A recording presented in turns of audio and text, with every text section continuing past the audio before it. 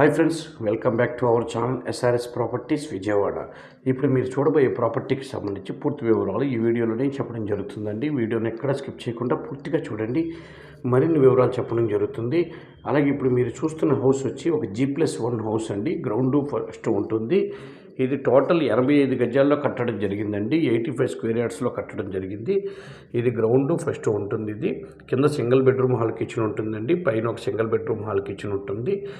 ఇది నార్త్ ఫేసింగ్లో వస్తుందండి. దీని కాస్ట్ వచ్చి 38 లక్షలు చెప్తున్నారండి. కొద్దిగా నెగోషియబుల్ ఉంటుంది, మాట్లాడుకోవచ్చు. ఇది విజయవాడకి చాలా దగ్గరగా ఉండే నైన్వరంలో వస్తుందండి. ఈ హౌస్ విజయవాడకి చాలా నియర్ బై ఉంటుంది.